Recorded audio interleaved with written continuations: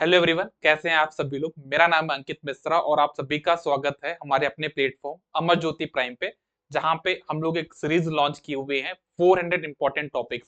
आप किसी भी इलेक्ट्रिकल इंजीनियरिंग जेईई एग्जाम की प्रिपरेशन करते हैं तो आपको वहां पे रिवीजन के टाइम पे, मतलब एग्जाम के एक महीने पहले रिवीजन करना होता है।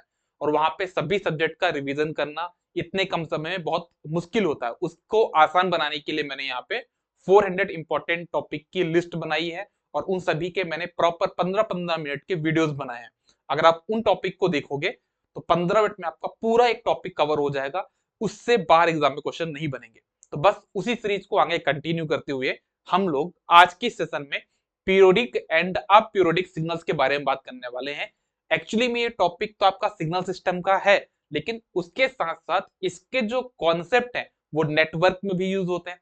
इसके टॉपिक्स आपके कंट्रोल सिस्टम में भी यूज होने वाले हैं। इसके जो टॉपिक्स है वो आपके कहीं ना कहीं मेजरमेंट के जो आपका डिजिटल मेजरमेंट है उसमें भी, इलेक्ट्रॉनिक्स मेजरमेंट भी आपको देखने को मिलता है। तो ये सारी चीजें हम लोग यहाँ पे देखने वाले, मतलब आज के इस टॉपिक में पीरियोडिक और अपीरियोडिक सिग्नल्स को हम इतने अच्छे से पढ़ लेंगे कि इससे रिलेटेड एग्जाम में आज तक जितने भी क्वेश्चन बने वो सारे कवर हो जाएंगे। तो चलिए सेशन को ज्यादा लेट करते हुए ना हम लोग इसको स्टार्ट करते हैं। पीरियोडिक सिग्नल वो सिग्नल होता है जो एक इंटरवल के बाद रिपीट हो, एक पर्टिकुलर टाइम इंटरवल के बाद रिपीट हो, उसको हम बोलते हैं आपका पीरियोडिक सिग्नल। इसका डेफिनेशन क्या होगा? इसका डेफिनेशन होगा एक्स टी बराबर x T plus minus T. ये होता है हमारा क्या, इसका डेफिनेशन। ठीक है ना।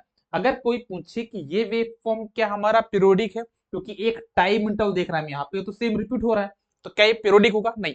पीरियोडिक तभी कहलाएगा जब सिग्नल माइनस इंफिनिटी से प्लस इंफिनिटी तक क्या हो, रिपीट हो, उसको मैं बोलता हूं आपका पीरियोडिक। तो ये आपका जीरो से इंफिनिटी रिपीट हो रहा है, तो ये आपका क्या होगा? आप पीरियोडिक होगा। ये वाला सिग्नल मेरे पास क्या पीरियोडिक है? बिल्कुल पीरियोडिक सिग्नल है।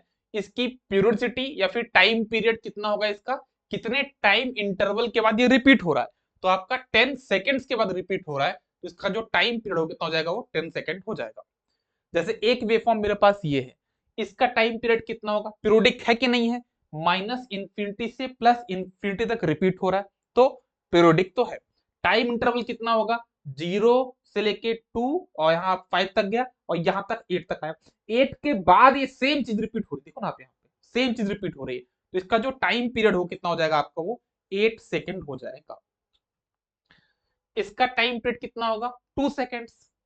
सॉरी, ये बड़ा अच्छा क्वेश्चन है यार, बड़ा अच्छा क्वेश्चन है। लोग यहाँ पे कंफ्यूज होते हैं। देखो यहाँ पे देखो, ये कितना सेकंड का, 2 सेकंड है, इसका 1 सेकंड है यहाँ पे, फिर यहाँ पे 2 है, फिर 1 है, फिर 2 है, फिर 1 है। तो ये जो सिग्नल है वो इतने टाइम इंटरवल रिपीट हो रहा है, देखो ना, 2 फिर 3, फिर यहाँ पे 2 सेकंड का आया गया, फिर 1 सेकंड का है, फिर 2 सेकंड आया, फिर 1 सेकंड आया, मतलब इसका टाइम इंटरवल कितना हो जाएगा आपका? 3। यहाँ पे लोग गड़बड़ी कर देते हैं ना, क्योंकि यहाँ पे इसका जो टाइम पीरियड होगा वो 3 सेकंड होगा, 2 सेकंड नहीं होगा। ठीक है ना, इस चीज को ध्यान में रखिएगा। तो अगर हमको कुछ बात यहाँ पे कंक्लूजन निकालनी हो तो हमने जो जो कंक्लूजन निकाला है, पहला कंक्लूजन ये है कि पीरियोडिक सिग्नल का माइनस इंफिनिटी से प्लस इंफिनिटी तक का एग्जिस्ट करना जरूरी है, पहली चीज। दूसरा, हमारा किसी भी सिग्नल को पीरियोडिक होने के लिए उसका टाइम पीरियड का फाइनाइट होना जरूरी है। जैसे एक सिग्नल यहाँ पे जो दिख रहा है आपको, क्या एक्स टी इक्वल्स टू 1, मैंने यहाँ पे ड्रॉ किया हुआ है, इस सिग्नल का नाम क्या है? X t equals to 1। ये सिग्नल मेरा अपीरियोडिक होगा क्योंकि इसका टाइम पीरियड डिफाइन नहीं है। ठीक है ना, इसका इन्फाइनाइट टाइम पीरियड मतलब डिफाइन नहीं है, इस वजह से ये सिग्नल आपका अपीरियोडिक सिग्नल कहलाएगा।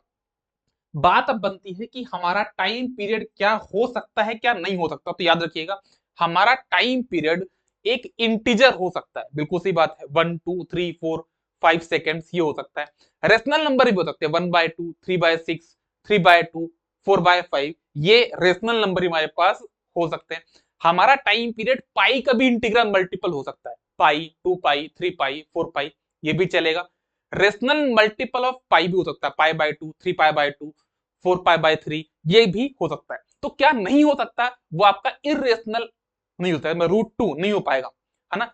√2 पाई ये नहीं हो पाएगा, पाई/√2 ये आपके टाइम पीरियड नहीं हो पाएंगे, इरेशनल नंबर आपके पास वहां पे नहीं हो पाएंगे। ये ठीक हो गई बात। अच्छा एक बात और है, जैसे मान लीजिए मेरे पास एक सिग्नल है a sin omega naught t plus minus 5, ये है आपका मैग्नीट्यूड, ये है आपकी एंगुलर फ्रीक्वेंसी, ये है आपके पास क्या, फेज एंगल।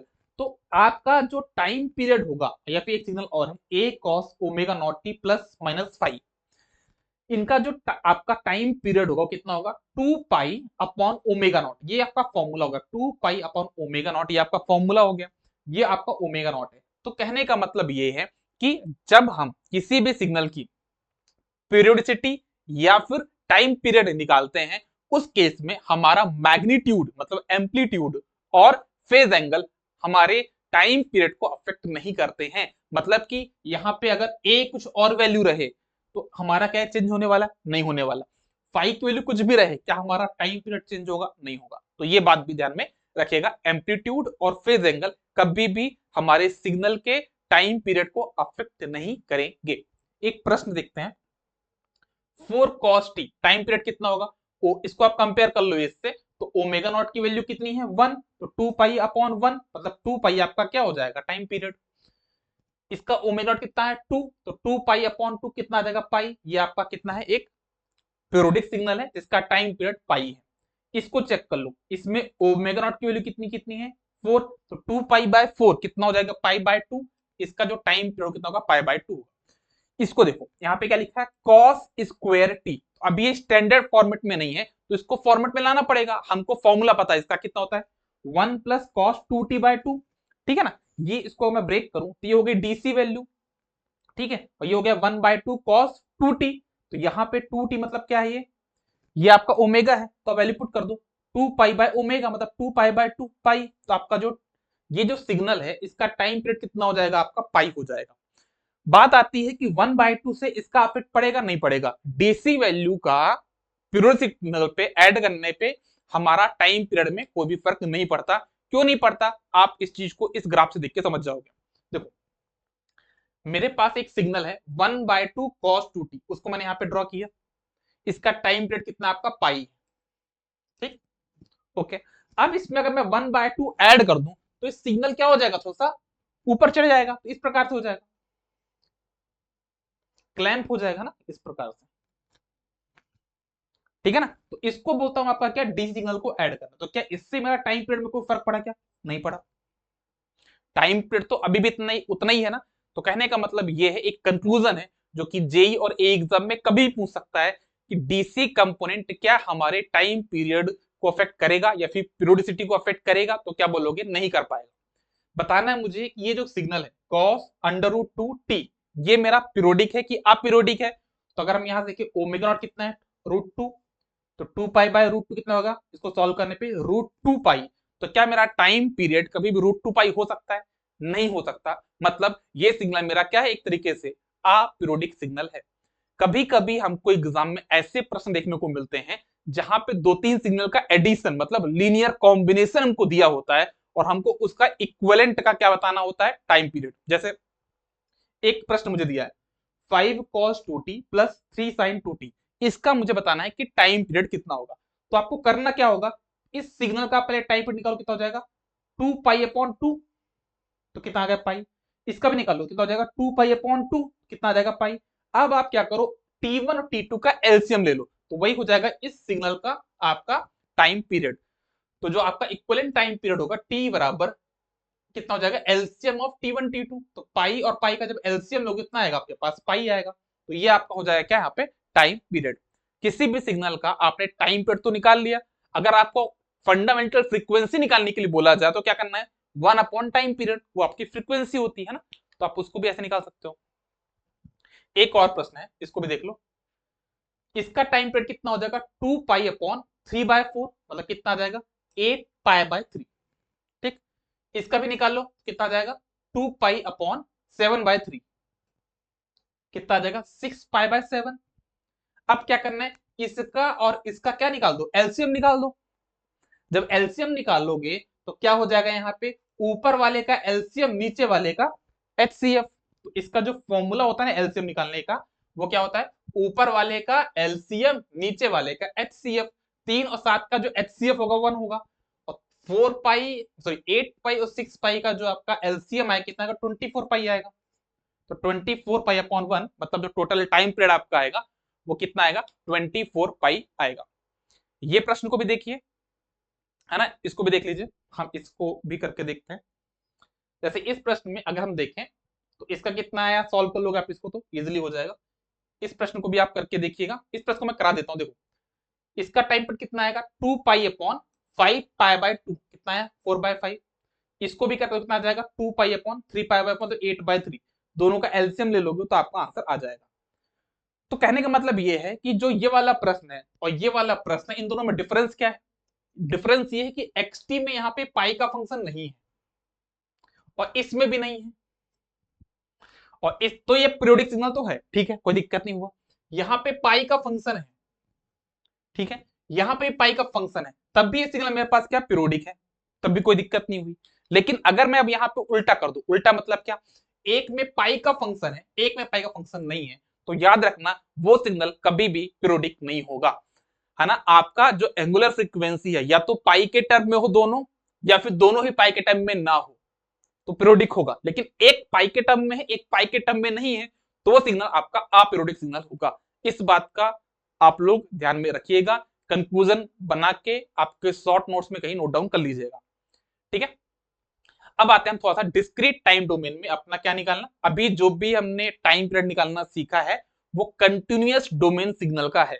अभी हम लोग देखते हैं किसके बारे में, हमारे डिस्क्रीट टाइम डोमेन में हम कैसे अपने सिग्नल की पीरियोडिसिटी चेक कर पाएंगे, ठीक है। तो हमारी डिफिनेशन क्या होगी, एक्स ऑफ एन बराबर एक्स एन प्लस एन, ये होती है आपकी पीरियोडिसिटी, है ना। इसका जो फॉर्मूला होगा क्या हो जाएगा, 2 pi upon omega multiply into के, मतलब मल्टीप्लाई यहाँ पे क्या आपका के। तो ये के की वैल्यू आप कैसे डिसाइड करोगे, मैं क्वेश्चन में आपको ज्यादा से बता पाऊंगा। तो के की वैल्यू आपकी 1 2 3 4 5 कुछ भी हो सकती है। इंटीजर ये जो है ना वो आपका इंटीजर होना चाहिए, 1 2 3 4 5 हो सकता है, पाई का फंक्शन नहीं होना चाहिए, मतलब एन जो आपका पाई नहीं हो सकता क्योंकि डिस्क्रीट है नहीं, डिस्क्रीट डोमेन में आपका पाई की वैल्यू यहाँ पे नहीं होगा टाइम पीरियड, ठीक है ना। कंटिन्यूअस में हो सकता था, यहाँ पे नहीं होगा। तो कहने का मतलब क्या है कि अगर एन की जो वैल्यू है वो पाई का फंक्शन ना हो, मतलब जो ओमेगा है वो पाई का फंक्शन हो, तभी तो पाई से पाई कैंसिल होंगे ना। समझ में आया आपको, एक क्वेश्चन करके दिखाता हूं। देखो आपको बोला गया एक्स ऑफ एन बराबर कॉस 6n, तो यहाँ पे ओमेगा की वैल्यू कितनी है, 6 है, ठीक है ना। तो एन इक्वल कितना हो जाएगा, 2 पाई बाय 6 इंटू के, तो क्या हो जाएगा, 2 से ये कैसे पाई बाय 3 हो जाएगा, यहाँ पे कितना आ जाएगा आपके पास, ये के हो जाएगा, ठीक है। अब बात आती है यहाँ पे के की क्या वैल्यू, देखो के की आप वो वैल्यू लोगे हमेशा, आप के की हमेशा वो वैल्यू लोगे जिससे डिनोमिनेटर कैंसिल हो जाए। तो इसको 3 को कैंसिल करने के लिए के की क्या वैल्यू लेंगे हम लोग, 3 लेंगे। तो क्या बोलेंगे, for k equal to 3 n equal to कितना हो जाएगा, पाई हो जाएगा। और एन इक्वल टू पाई क्या हो सकता है क्या डिस्क्रीट डोमेन पे, नहीं हो सकता। मतलब cos 6n एक हमारा अपीरियोडिक सिग्नल है, वो पीरियोडिक सिग्नल नहीं है, ठीक है। इस क्वेश्चन को देखते हैं, cos 6 पाई n मतलब ओमेगा इक्वल टू कितना 6 पाई है, एन इक्वल टू कितना हो जाएगा 2 पाई अपॉन 6 पाई इंटू के, ठीक। तो कितना आ जाएगा 1/3 इंटू के। अब यहाँ पे के की वैल्यू क्या लोगे, मैंने बताया ना, के की वो वैल्यू लेनी है जिससे डिनोमिनेटर कैंसिल हो जाए, तो 3 को कैंसिल करना है, तो के इक्वल कितना हो जाएगा 3 हो जाएगा। तो क्या बोलोगे, एन इक्वल टू कितना आ जाएगा, एन इक्वल टू आपके पास आएगा 1 फॉर के इक्वल टू 3। तो क्या हमारी डिस्क्रीट सिग्नल की पीरियोडिसिटी 1 हो सकती है, टाइम पीरियड 1 हो सकता है, बिल्कुल हो सकता है। तो ये सिग्नल मेरा क्या हो जाएगा, ये भी सिग्नल मेरा क्या हो जाएगा, आपका पीरियोडिक सिग्नल हो जाएगा। एक सिग्नल इसको भी देख लो, पहले आप इसका क्या निकालो, टाइम पीरियड कितना हो जाएगा, 2 पाई अपॉन 5, तो इसका आ जाएगा 5, इसका आ जाएगा 7, दोनों का एलसीएम ले लो 35 आ जाएगा, ठीक। अब देखो इसको देखो, इस प्रकार के क्वेश्चन भी कभी एग्जाम में बनते हैं डिस्क्रीट डोमेन में। इन केस में, ऐसे केस में हम लोग कैसे टाइम पीरियड निकालेंगे, तो यहाँ पे थोड़ा सा हमको अपना कॉमन सेंस लगाना होगा।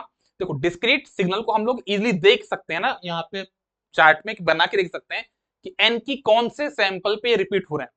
तो देखो cos पाई एन स्क्वायर अपॉन 4 है ना, तो मैं पहले यहाँ पे n इक्वल टू 0 लूंगा। जब मैंने n इक्वल टू 0 लिया तो मुझे क्या मिला 1, तो मैंने यहाँ पे वैल्यू 1 बना दी। ये है ना, 0 पे क्या आया 1 आया, फिर 1 लेने पे कितना आया आपके पास, इतना आया, 2 लेने पे कितना आया -1 आया, ठीक है। 3 पे कितना आया 0.707 आया, 4 पे कितना आया 1 आया। तो आपको ये देखना कितने टाइम इंटरवल के बाद दोबारा 1 आ रहा है, कितने टाइम इंटरवल के बाद ये आपका 1 रिपीट हुआ है। कितने इंटरवल के बाद आपका 4 इंटरवल के बाद रिपीट हुआ, तो मतलब आपका जो टाइम पीरियड होगा इसका कितना होगा 4 होगा। मतलब यहाँ पे मैंने एग्जांपल दिखाया है कि जैसे मान लो कोई एक सिग्नल है, ठीक है ना, उसकी वैल्यू यहाँ पे 0 है, 1 2 3 4 5 यहाँ तक है ना, और 6 से रिपीट होना शुरू हो गया, फिर से देखो 6 से फिर से रिपीट शुरू हो गया, ये देखो 0 1 2 3 4 यहाँ तक फिर रिपीट होना शुरू हो गया, देखो तो इसका जो टाइम पीरियड कितना हो जाएगा, n इक्वल टू 6 हो जाएगा। तो यहाँ पे मैंने एग्जांपल बताया है कि हम लोग यहाँ पे क्या कर रहे हैं, n की डिफरेंट डिफरेंट वैल्यू लेंगे, देखेंगे कि n की कौन सी वैल्यू के बाद आपका जो वैल्यूज है वो रिपीट होना शुरू हो जाते हैं, तो वही हमारा क्या हो जाएगा, इसकी पीरियोडिसिटी हो जाएगी। जैसे एक प्रश्न और है यहाँ पे बनता है, ये तो बहुत बार एग्जाम में प्रश्न बना हुआ है, j की पावर n/4, इसका आपको पीरियोडिसिटी बतानी है। जैसे मान लीजिए मैंने n इक्वल टू 0 पुट किया, तो किसी की पावर 0 पुट करोगे कितना आएगा, 1 आएगा, ठीक है। फिर इसकी n की वैल्यू 4 पुट करोगे तो कितना आ जाएगा आपके पास, j आया, अभी रिपीट नहीं हुआ। आप यहाँ पे 8 पुट कर लोगे तो क्या हो जाएगा, 8/4, मतलब j की पावर 2, मतलब कितना हो जाएगा, -1, अभी भी सिग्नल माइनस, मतलब आपका 1 नहीं आया है ना, अभी भी आपका 8 तक वैल्यू लेने पे -1 आया है, 1 तक नहीं पहुंचे। अब इसको 1 बनाना है, मतलब -1 को मल्टीप्लाई करना पड़ेगा, मतलब एक बार 8 और जोड़, मतलब 16। तो जब यहाँ पे 16 लोगे तो j की पावर कितना हो जाएगा, 16/4, मतलब j की पावर 4, j की पावर मतलब क्या, -1 का स्क्वायर, 1 आ गया।